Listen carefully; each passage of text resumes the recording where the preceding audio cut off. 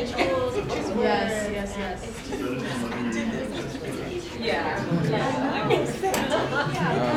I'm taking this one.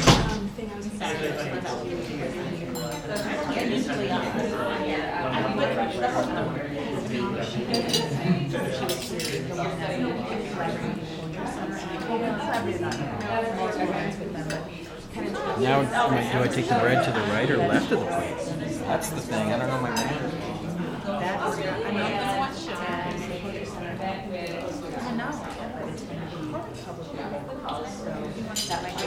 I love that you call it that.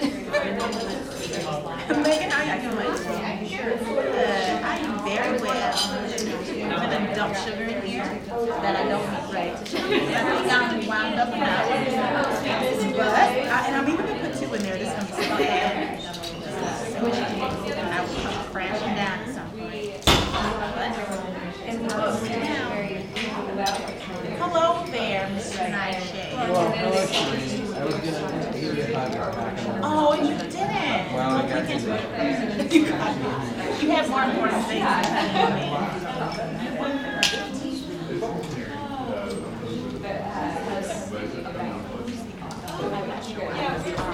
If I have a speech to make, hear ye.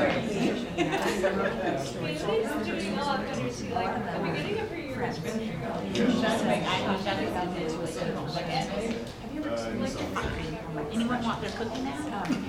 Let's get to the important stuff. I'm just saying because I want chocolate chip. Oh, no, I don't. That's not very good. And I'm going to, there will be more. I'm going to take one. But you said, well, you can try.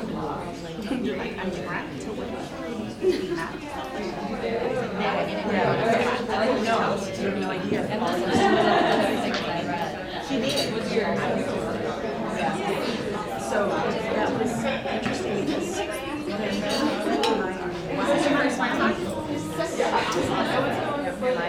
Okay. They're fine. And you get free lunch.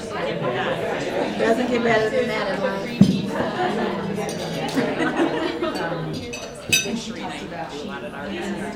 It's always expensive.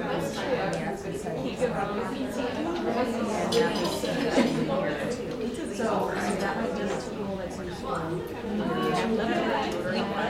Oh, no. Well, usually you call and get a deal. Maybe I can get a deal and I'm not.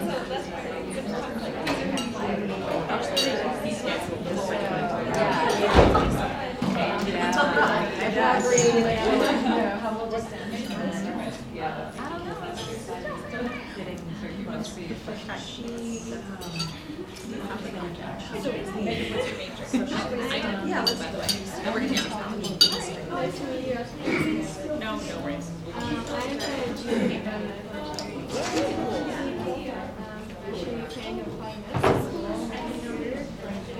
Exciting.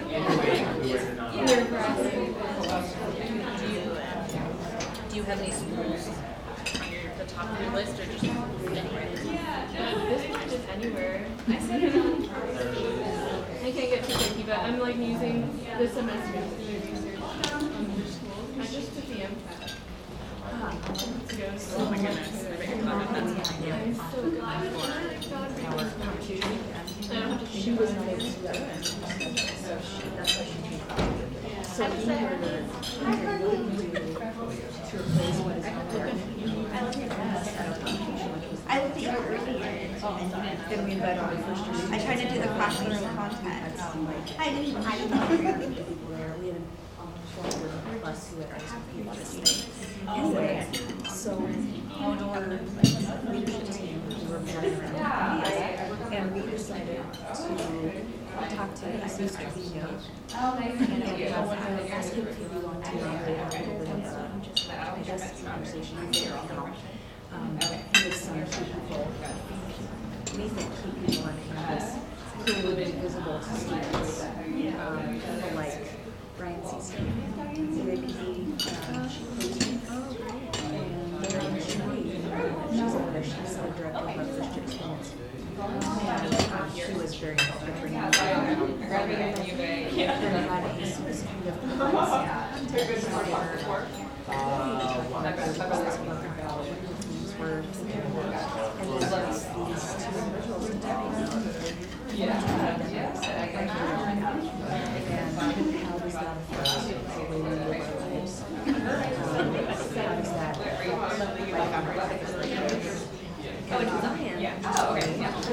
I know you're being polite as well.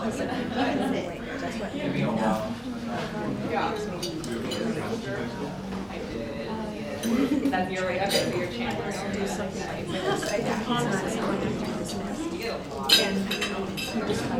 And he did it for so listen, I'll take the baggage around that spaces totally very receptive to critique / commentary. So one of the things she talked about, she's the shooting that took place in Minnesota with that she's at Andrea's and so that one hit really good. So she had my own and then do it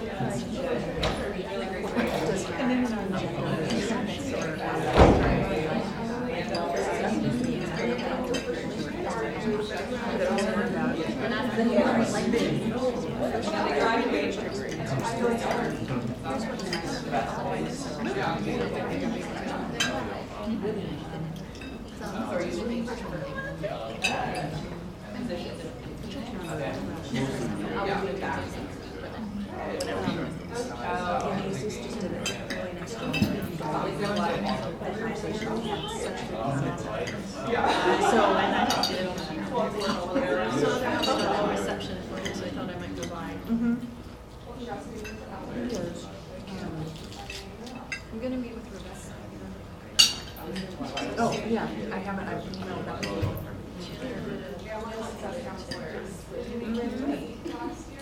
I had inquired to see if she might be interested and available to participate in the conversation. I think she was out.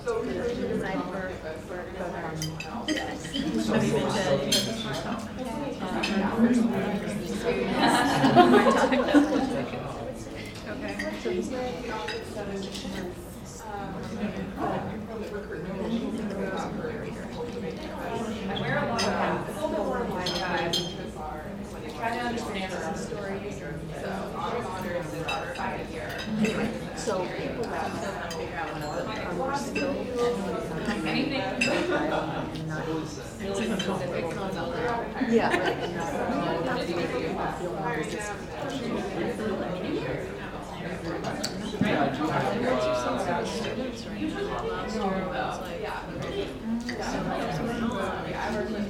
Stop it, I'm trying to have enough to get more. I need to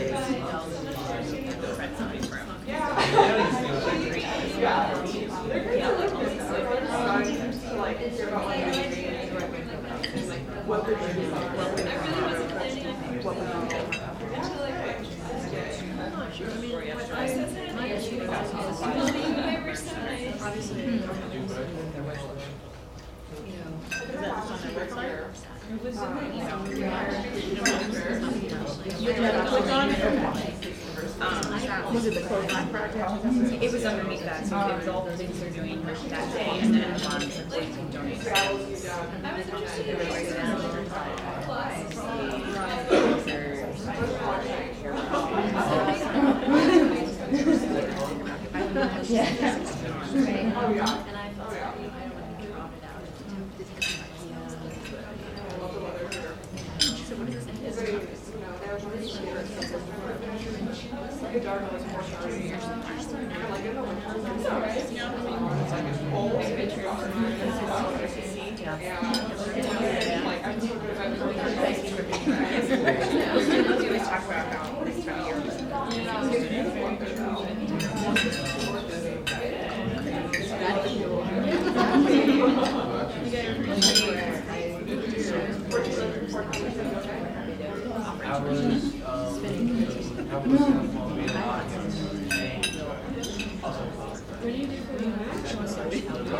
And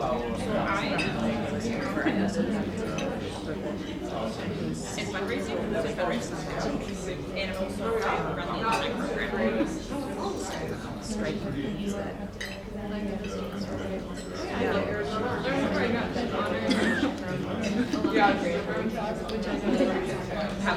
Yep, and I was thinking your name is really familiar. It's usually I don't work with current students, but that's usually so yeah, that's kind of one of the things I run is kind of the thank you program.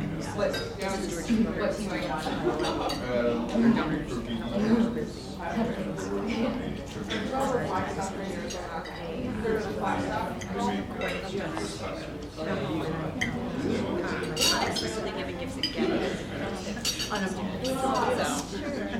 It's like you're kind of like writing with units now. and you write them. once we get love our study abroad because they study while they're abroad. We try to get them to while they're abroad. My brother when the students have an environment where they're and generally don't like on his team, not what happens. So he's essentially while they're abroad. It'll be fun.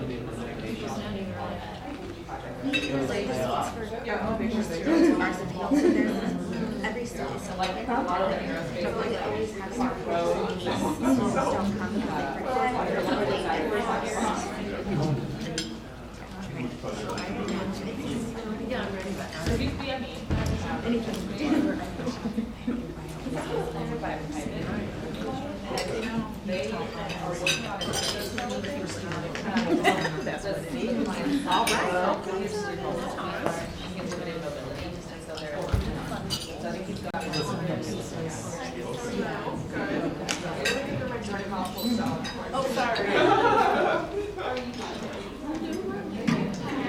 Good afternoon, everybody. Good afternoon. Thank you. I would love to hear from others of you. Good afternoon, everybody. Good afternoon. Thank you for getting us started, Cherie. Welcome to the third of our 4 Smart Talks Fall Semester 2016. It's my pleasure to welcome you. We do these Smart Talks because we are interested in pulling together our honor students, faculty, friends of the Honors College, staff, around ideas that matter. And so in the fall semester with our Smart Talk series, we try to identify topics that in some way connect to the common reading and or to the theme that the common reading presents. And I think students in the room likely know that our common reading this year is the book called Citizen. And themes around that book include notions of identities and interactions among different kinds of people. So we've had some really fantastic talks so far, and I know today we'll continue that trend. I should mention, I don't think I said who I am. My name is Karna Walter. I'm the Assistant Dean in the Honors College, and I work with the Smart Talk series.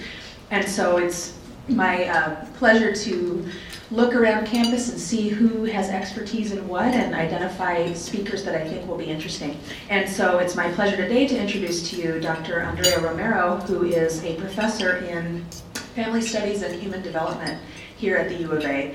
She's director also of the Francis McClellan Institute for Children, Youth, and Families. And she's been at the university, I think you said 16 years, so she is a veteran around here. And she's also been tied to the Honors College in different ways for a long time as well. She has helped, she has overseen honors theses for honor students.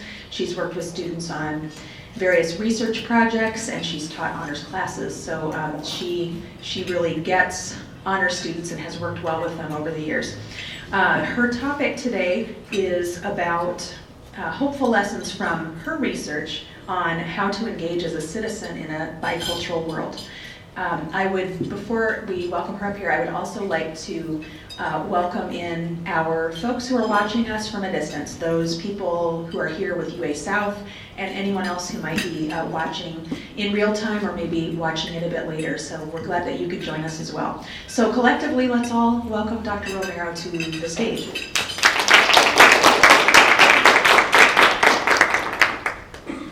Hello, everybody. I'm happy to be here. I always love honors students, so my door is wide open. Please come and see me or send students to chat with me. I read the book Citizen this fall, and I don't know about you guys, but for me it was a really difficult book to get through. It just felt like there was some really personal things in there, things that I had experienced, things I had witnessed, and that tension that she has in the book about the moments where she was silent. The tension about moments where other people were silent, I think was really hard to read through because it just made me feel like I need to do more. I want to do more. Maybe I haven't done enough, right? So my talk today, I kind of wanted to kind of jump off from where the book left off and kind of focus a little bit more on hope and show you some of my research. I'm going to go through a few different studies. I'm not going to go in depth about any one of the studies, but a lot of them are already published, so you can find them on Google Scholar, you can find them on ResearchGate. You can always contact me because a couple of the studies are brand new. They're just in press now or coming out soon. You can always find out more about the studies. For me, when I think about, my own world, and I think about, a lot of my work has been around being bicultural, but that was part of my growing up experience. I grew up in a very bicultural world. I grew up in California, in New Mexico, in El Paso, and so all of the areas that I lived, especially the hot spots in California, Visalia, Vallejo, Oxnard, and El Paso, these are all areas that are majority minority, right? And so what's common is for everybody to be bilingual, even the white people, even everybody, right? So, and all the kind of food, everybody knew what tamales were. You didn't have to explain to them. They knew what pozole was. You didn't have to explain what that was about, what hominy is, or how they cook it. And people participated in these kind of cultural traditions. So I kind of thought that was very normal until I went off to college, and then I realized that that kind of bicultural environment was not something that everybody experienced. So I think for me that very much shaped my research and where I went in my studies, right? And this basic idea, I think a lot of people have assumptions about what does it mean to be bicultural, and oftentimes they assume it's something like this. And it doesn't look very pretty, right? It's like you're trying to take two different things, or things that are kind of the same, they're both apples, but they're different kind of apples. You're trying to mush them together, and you're trying to sew it up, and they're two separate things. But this is not really how it felt for me, and I think a lot of the people I talk to also feel that that's not really their experience. It really is, though, sometimes about there being two different worlds. And how do we navigate between those two different worlds? How do we learn to be and how to interact with people? So I was trying to think of an example for you guys, a metaphor, or what's a better example of this?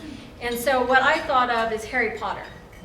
You guys know Harry Potter, right? So I was thinking of Harry Potter, and he grew up in the Muggle world, right? He grew up with people who were not magic. They called them Muggles, if you're not totally familiar with Harry Potter.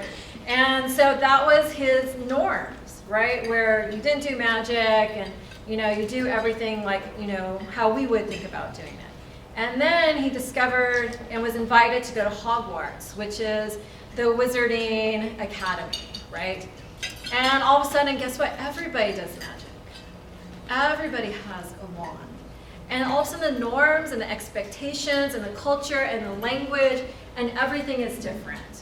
So Harry Potter, in my mind, is like navigating these two different worlds, right? In one world, he knows what's expected and how to interact in the Muggle world. And once he gets into the Wizarding world, he begins to learn what that is like. But he has a few moments of tension, right? He has a few moments, like when he first goes in and they're lining up and they have the sorting hat. And he's like, what is that? I don't know what that is. And all the other students know. They've been waiting for it, right? They know the different houses. They know what Slytherin is. They know what Ravenclaw is. And so he's kind of learning this new language, and that moment, that tension of how do you navigate those two different worlds.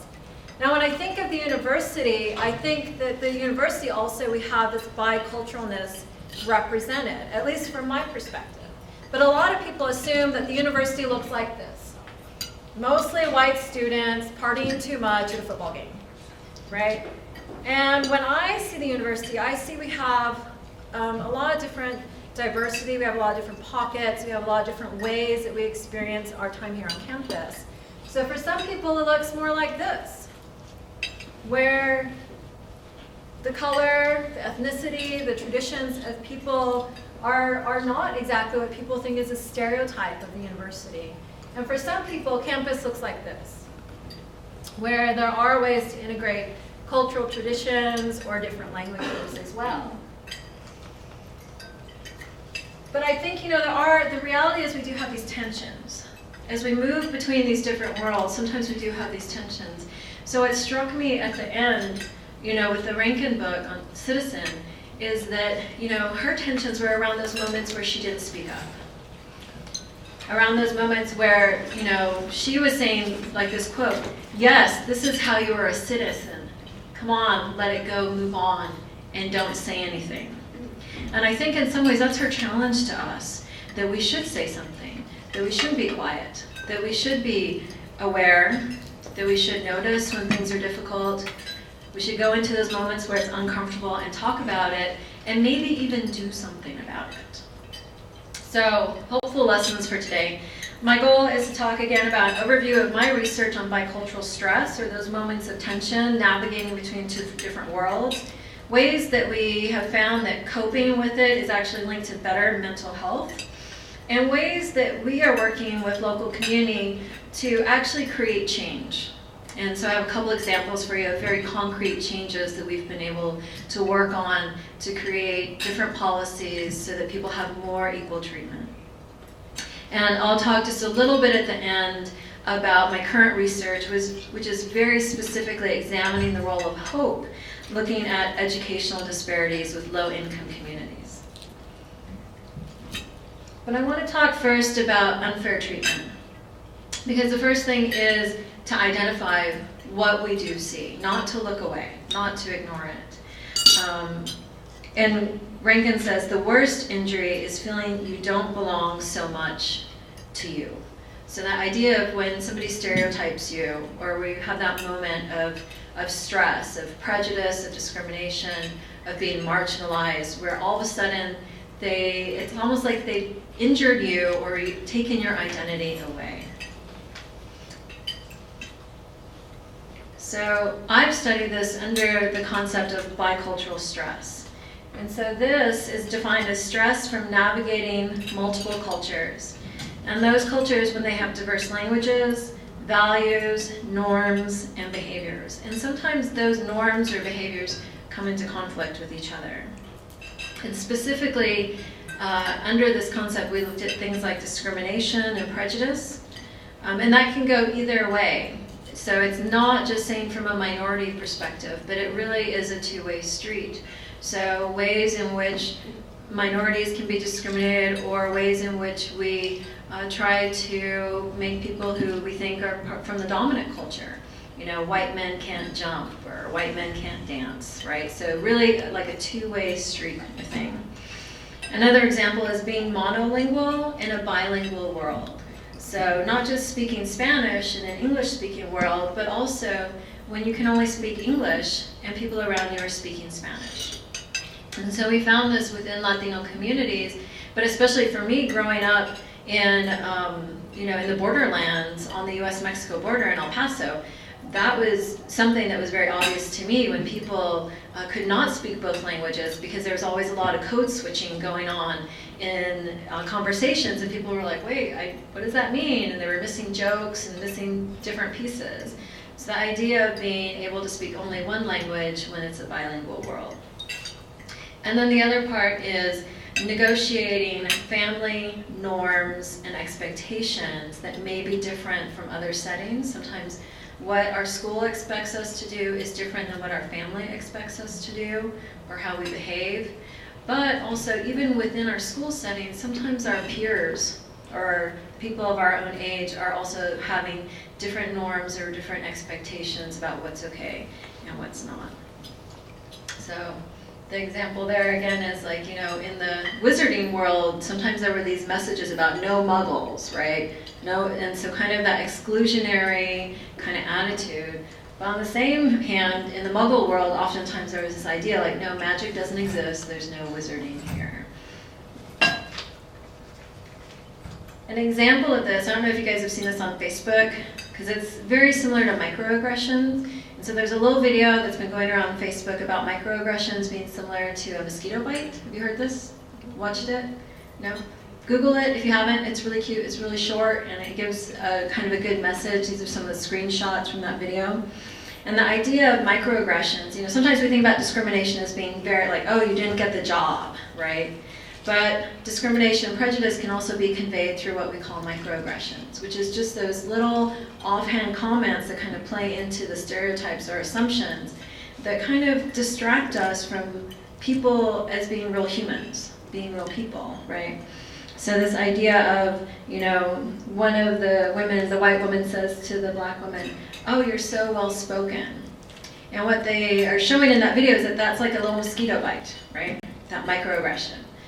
And this one is, they tell, the little mosquitoes behind him says, oh, I couldn't even tell that you were gay. Again, like another mosquito bite. And I think what's hard sometimes is that people assume, well, oh, it's just one little comment, you should just get over it or ignore it, it's not that bad. And yeah, okay, if there's one little mosquito bite, it can be annoying, it can be irritating, and you scratch it and it's itchy. But the problem is really where, for some people, they're having a lot of microaggressions. A lot of microaggressions every day, all the time.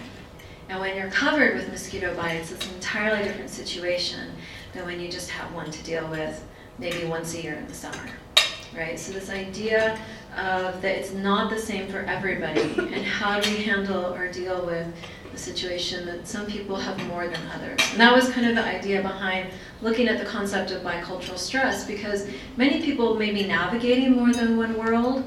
Some people may be doing a decent job, some people may have less stress, other people may have a lot of stress. And they may have more constant stress, and sometimes that stress can accumulate when you're experiencing it at school, at home, in the street, and you're having it on a much more chronic kind of basis. The example from the Rankin book that I thought was really relevant to this one was the chapter where she's talking about Serena Williams.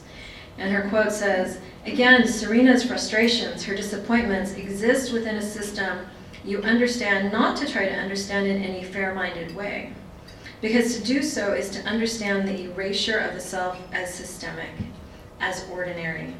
For Serena, the daily diminishment is a low flame, a constant drip. And so that's the idea of the microaggressions, or this experience of navigating between two worlds that can be stressful for some people, or can really accumulate over time as being a more severe kind of stress. So I wanted to tell you about some of my research findings that we found in many different studies in many different parts of the United States. We did a lot of original studies in California, where we had samples of whites and Latinos and Asians looking at the same concept of bicultural stress. Recently, we've also done some new studies where we're looking at immigrant populations that are in Florida and LA. So what we have found consistently with this research is that higher rates of bicultural stress are related to higher rates of depressive symptoms, lower rates of self-esteem, lower optimism, so feeling less hopeful about the future, lower life satisfaction, and more risky behaviors, which is particularly relevant for our college students or teenagers who may be engaged in drinking more, smoking, or risky sexual behaviors.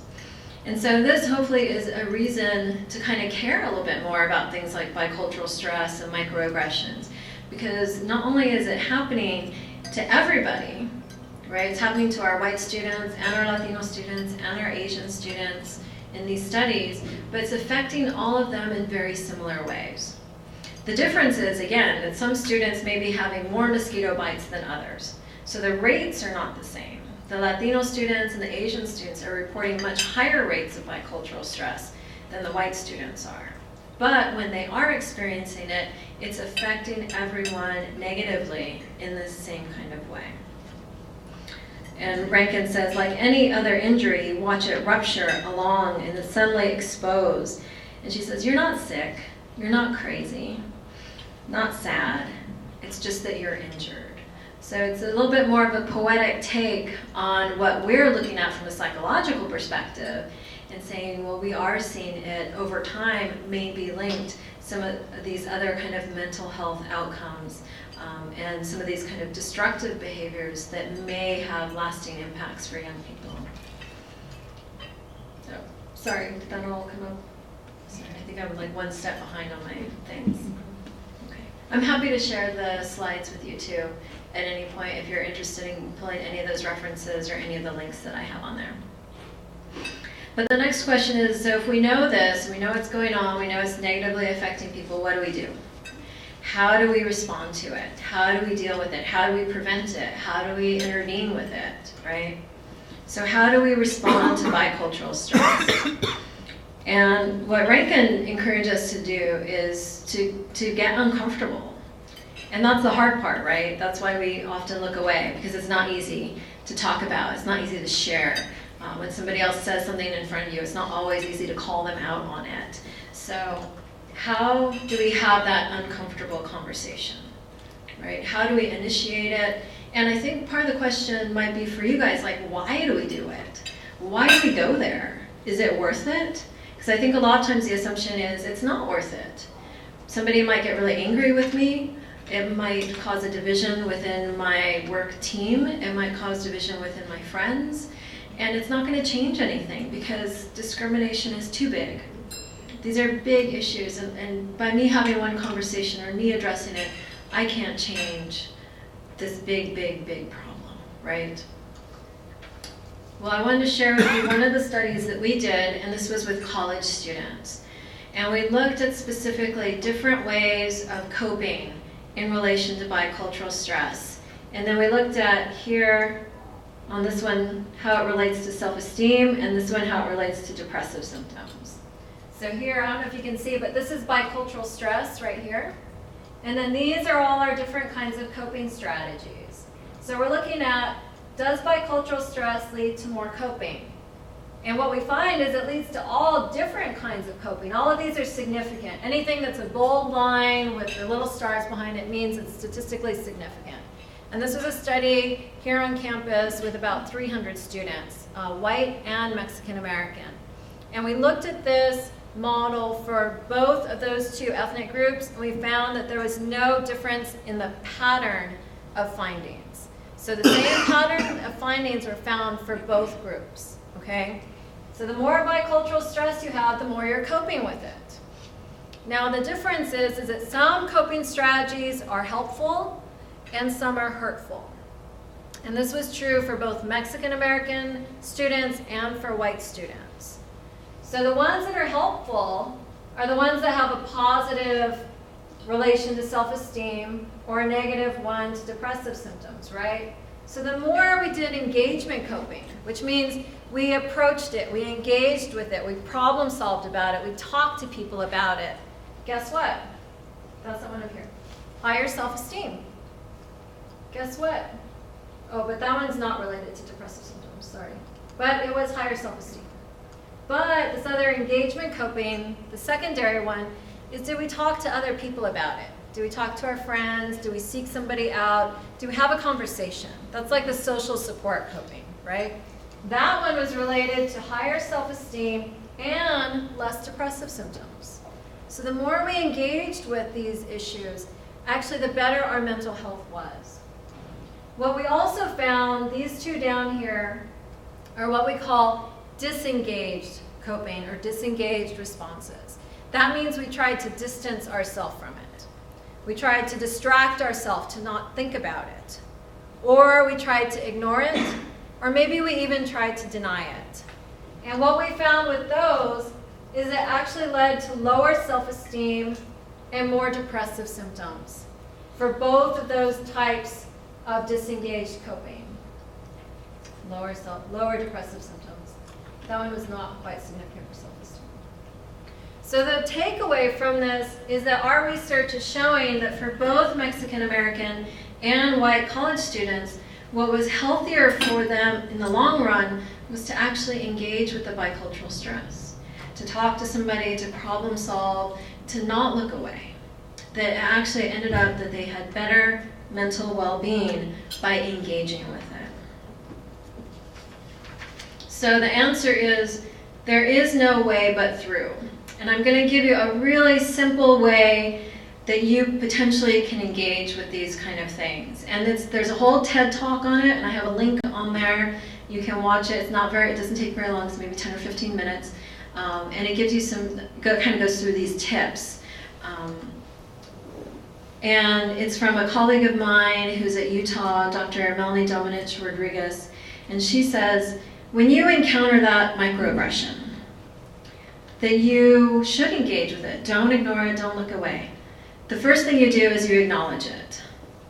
And if somebody calls you out on it, the first thing you say is, you're right.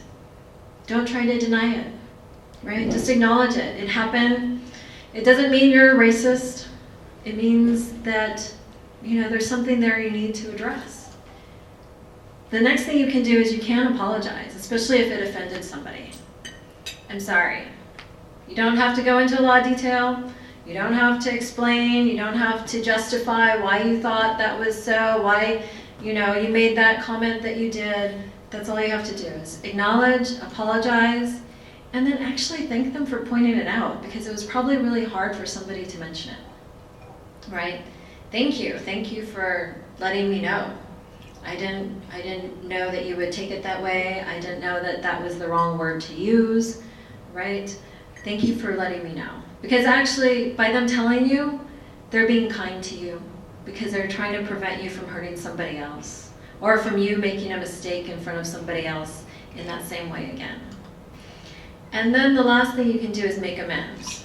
Here's my plan about how to move forward, how to learn more about this, how to not do this again, or even ask, how could I avoid this in the future, right? So make amends. And the TED Talk, again, is by Dr. Melanie Domenech Rodriguez, and I have a link there on my slides. And it's a really great one. It's really easy. And she gives some really personal examples about how she encountered this and how she dealt with it. But I think part of this trick and part of what Rankin is challenging us to do, is to have these conversations, to address it, acknowledge it within ourselves, address it with people that we're interacting with. But the bigger question is, because this is a big issue, right? It's a big societal thing. How do we take action? And what does it really mean to us to be citizens in the United States? What is our responsibility, and how do we engage, right? How do we engage on that bigger stage? And she reminds us, we're always questioning how it is that we have to fight for the right to be, but that fight is always there. It's always an issue for us. How do we do it?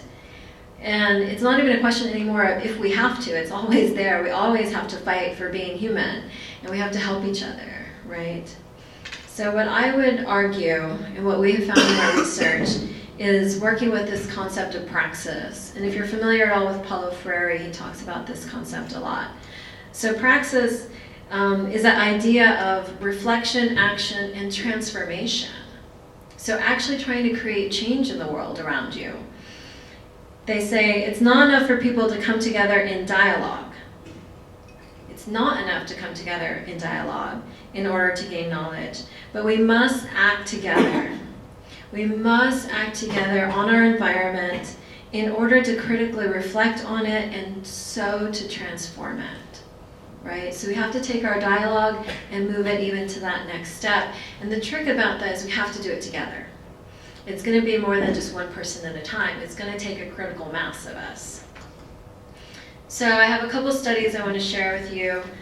One was answering this question, what does it mean being a citizen to college students? And so this was a study that we did here on campus. We were really interested in civic engagement and activism, and specifically activism that was in response to racism. And I know, a lot of critique and there's a lot of discussion on the national stages about Black Lives Matter, or about student movements that have been here on campus or that we see in other campuses across the United States.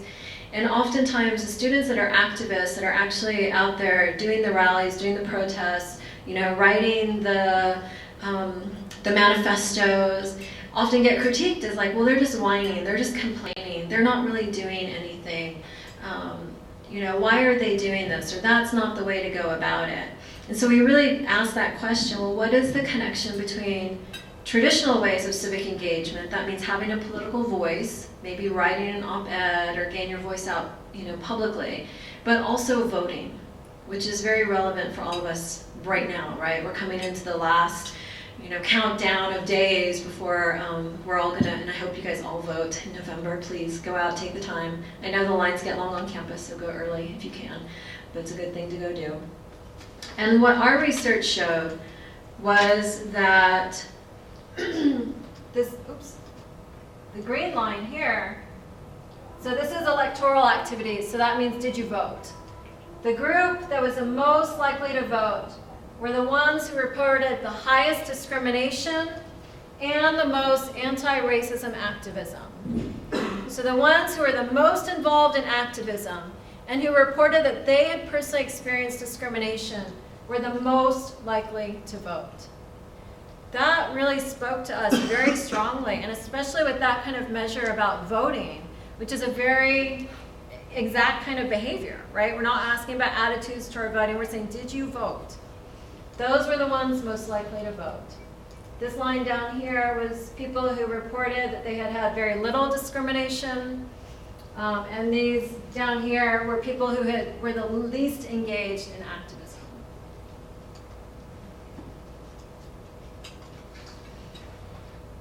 So that was college students, but I want to share with you a little bit about what's being done in our local community here in Tucson, where we have a lot of Latino youth.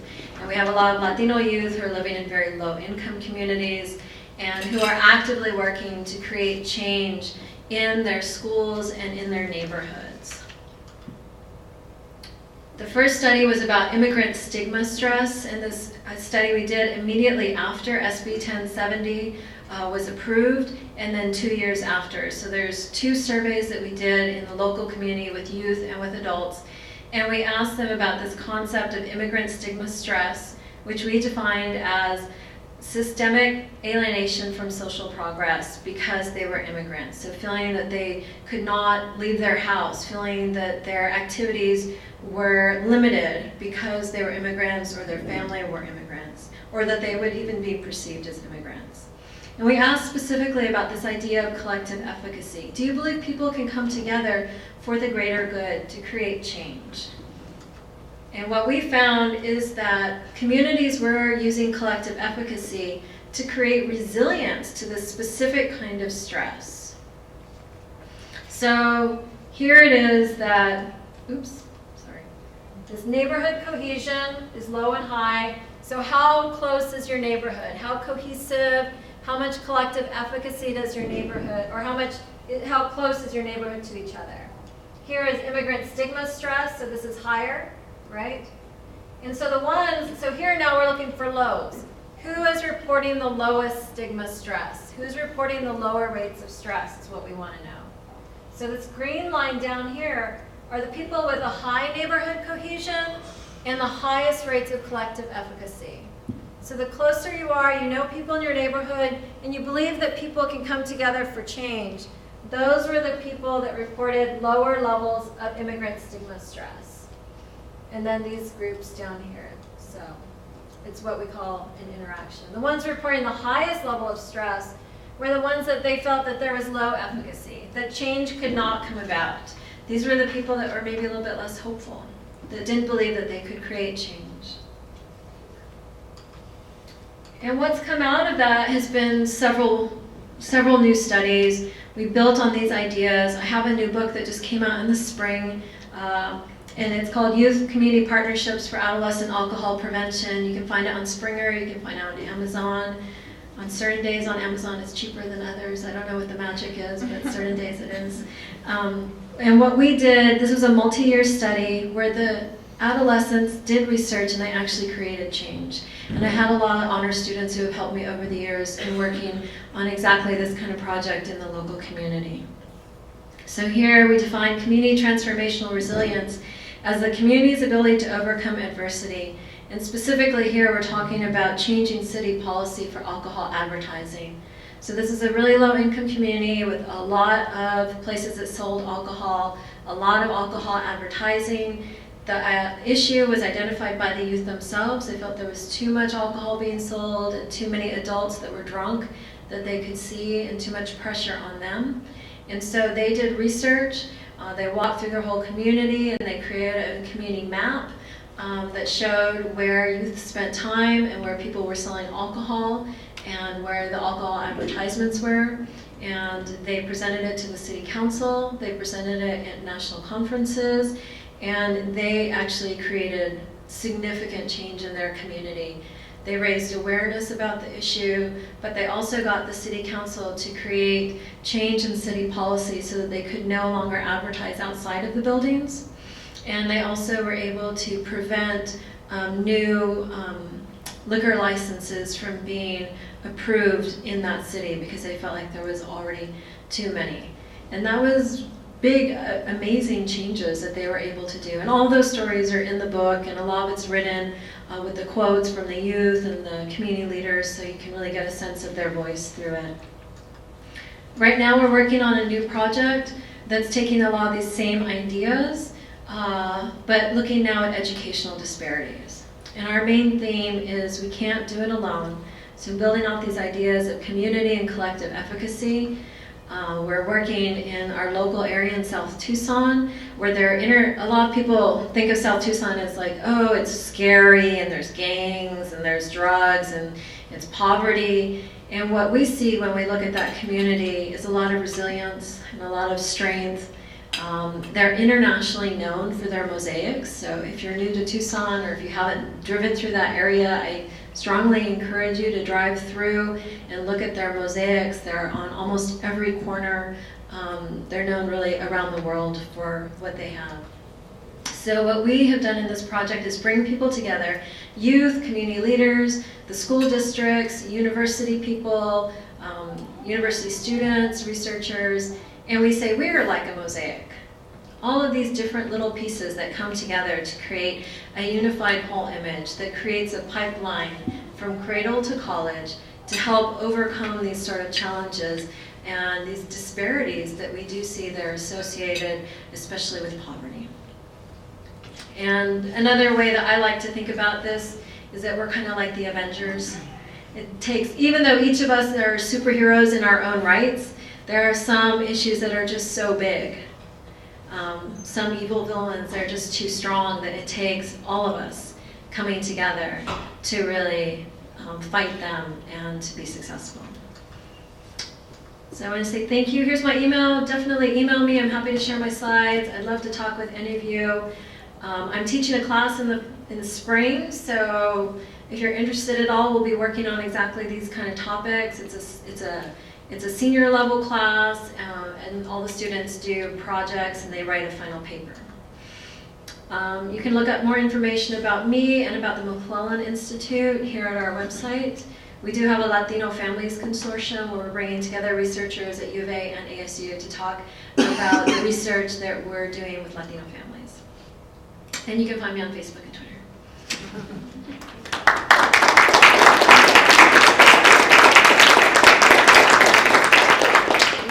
Time for questions from you all, so I know I've got a few, but I'm holding off until you all get started. What questions do you have for Dr. Romero?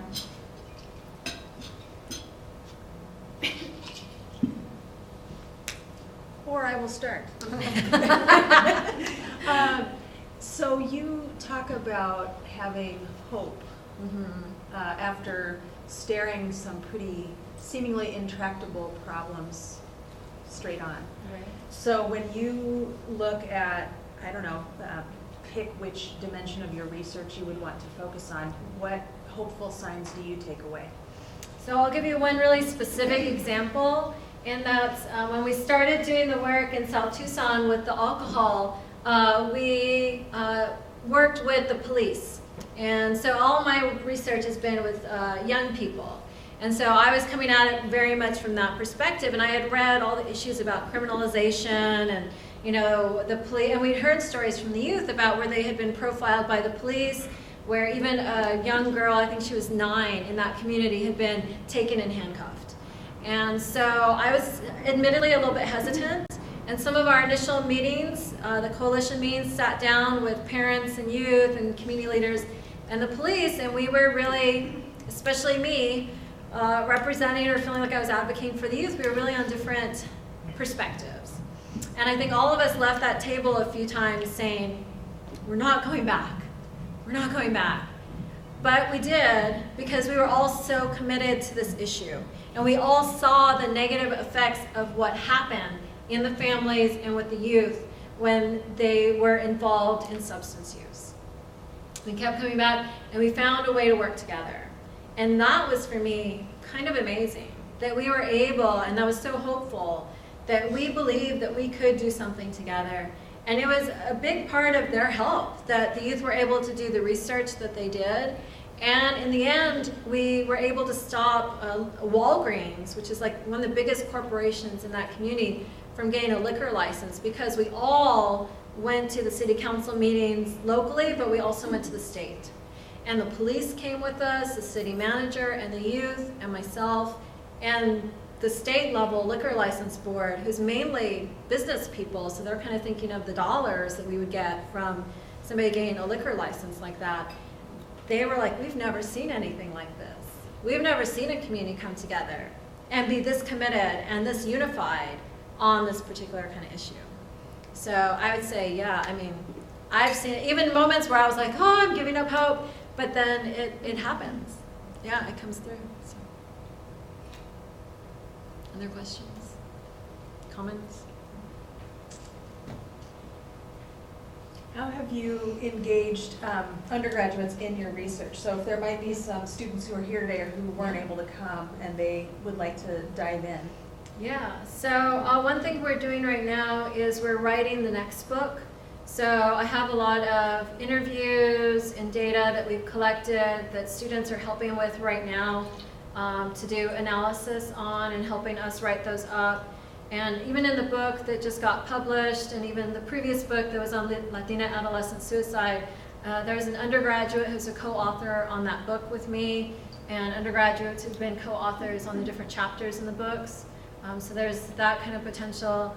A lot of the projects that we've done and we continue to do, mainly now we're working with a lot with Pueblo High School, is the undergraduates go out into the schools and they work with the high school students where they co-lead research projects together.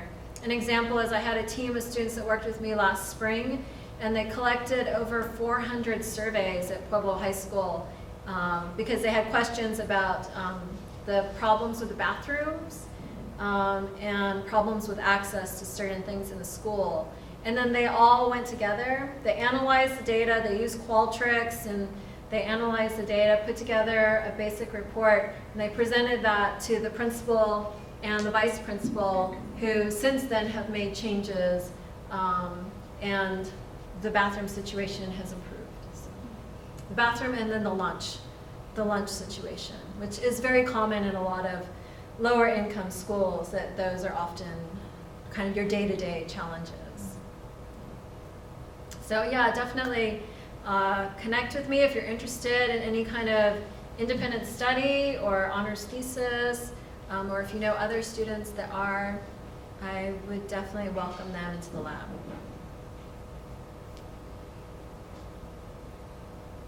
Other questions? Do you have time to stick around afterwards if people would like to talk to you one-on-one? Because I'm sure that's where the questions will come. A lot of shy people here today. Thank you so much, Dr. Romero. It was very engaging.